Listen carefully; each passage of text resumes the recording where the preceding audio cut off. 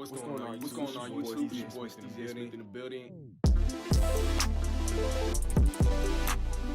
What's going on, YouTube? It's your boy Squeezy Smith in the building, and today I'm joined by my brother, my partner in crime, Noah Boelter, aka DJ Squabo. What's going on, my brother? Chillin', man. Great to be on. Well, if you guys haven't subscribed to his channel, do that for me, please. Do me a favor and sub to his channel right now. His channel link will be in the description as well as at the end of this video, so stay tuned. Today, I want to talk about some NFL football.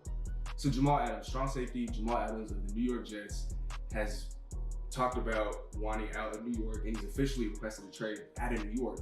And so far, the 7 teams that he listed are the Seattle Seahawks, the Dallas Cowboys, the Houston Texans, the Baltimore Ravens, the San Francisco 49ers, the Kansas City Chiefs, and the Philadelphia Eagles. However, I have a team that I think that should trade for him that isn't listed in the top 7. And so for today's video, I want to talk about the best destination that no one is talking about for Jamal Adams. And I'm talking about a team that was, quite frankly, the most disappointing team in football last season. They reside in the AFC North, and that's right, I'm talking about the Dog Pound, the land, the Cleveland Browns. I truly believe that they have the package and they have what it takes. They have the needs, they have everything they simply have every single reason to want Jamal Adams, one of the best young safeties, one of the brightest safeties in football today. And let's start off with the need. I understand that they signed Carl Joseph and Andrew Sendeo, a strong safety and a free safety, respectively, this past offseason. But when you look at some of the needs that this defense has, it's at linebacker. And when you look at a guy like Jamal Adams, one of his best traits is that he's an in-the-box safety, and while he struggles in coverage, he can play that hybrid linebacker type role. He could play downhill, he could play in the box, he could apply pressure, he could get after the quarterback. You can never go wrong with adding guys that could go after the quarterback, especially when it's a guy from the safety position. And so when you look at need, Cleveland fills that box. You look at the draft capital, they have all their future draft picks. They've drafted really well in the last couple of years, signaling that their time is coming, and they don't need prospects in the upcoming drafts. They need impact players that can help them win games now. And when you look at the financial side of things, finances, this team has over $37 million in cap space. If the team was to release Olivier Vernon, you save an extra $15 million, bringing that total to $52 million. And there's been reports that Adams is looking for potentially $20 million a year annually. And you look at guys around the league, defensive players who are getting paid $20 million and above, that's a very short list. You're talking about Khalil Mack at $23.5 million. You're talking about Aaron Donald at $22.5 million. You're talking about DeMarcus Lawrence at $21 million. You're talking about DeForest Buckner at $21 million. And you're also talking about Frank Clark at $20.8 million.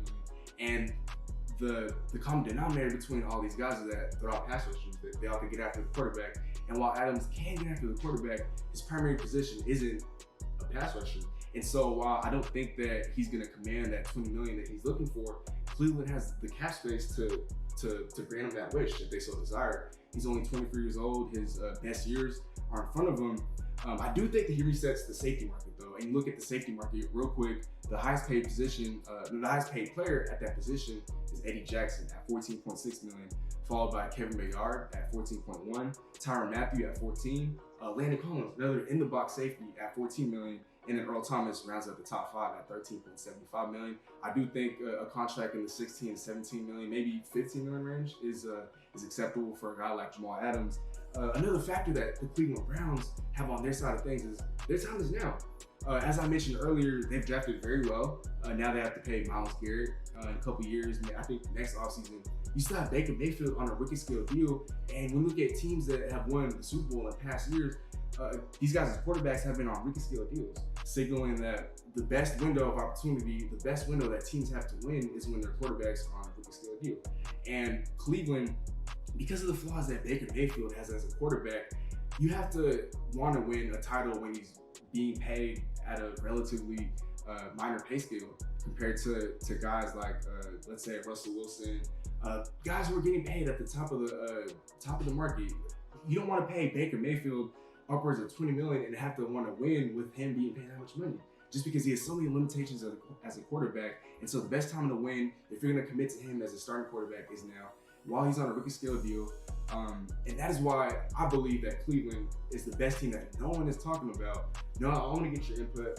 What do you think about Cleveland, and do you have a different team in mind? Well, the best fit that I have for Jamal Adams is not the Cleveland Browns, but I do like where you're going with this, and I do see where you're coming from. What I would say is the bright side about the whole Cleveland side of things, you look at the teams that Jamal Adams highlighted that he wants to go to. You're talking about Kansas City, you're talking about San Francisco, Philadelphia, Houston, Baltimore, Dallas, Seattle, right? Out of all those teams, which one has an old quarterback? The answer is none of them. He wants to play with a young quarterback. He left Tampa Bay, New Orleans, and Green Bay off the list. Baker Mayfield's a young quarterback. So you could sell that potentially to Jamal Adams. What else you could sell to Jamal Adams? How about all the LSU connections? Greedy Williams, Grant Delpit, Jarvis Landry, Odell, all the LSU guys that are already on this franchise. That's a great connection. Another reason you want to bring Jamal Adams into this situation.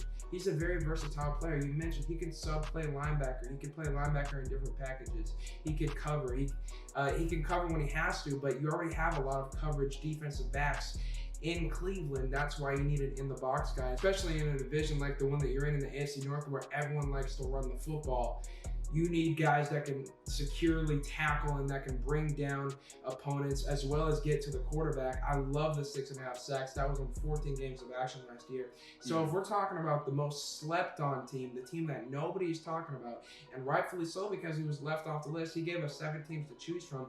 You chose Cleveland. It's a diamond in the rough. If Stefanski works out in Cleveland, this is a possibility.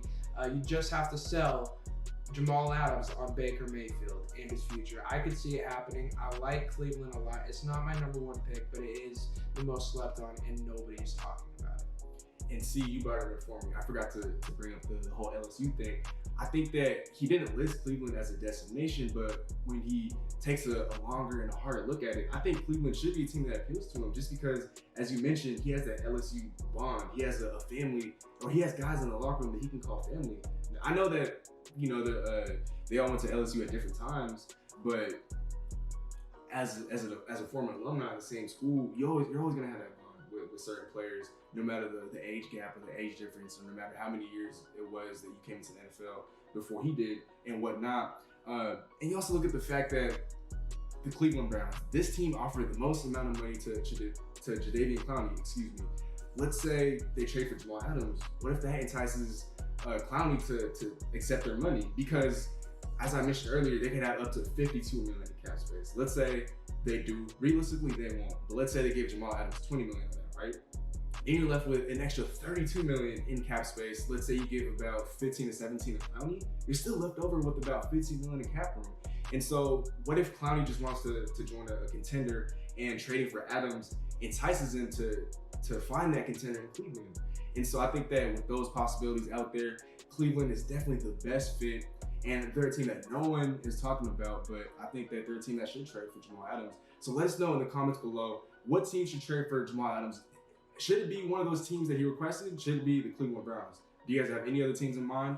Let us know in the comments below. Don't forget to show some love to my brother, subscribe to his channel. That'll be the latest episode of Team Squeezy, episode 4. Stay tuned for more. Team Squeezy out.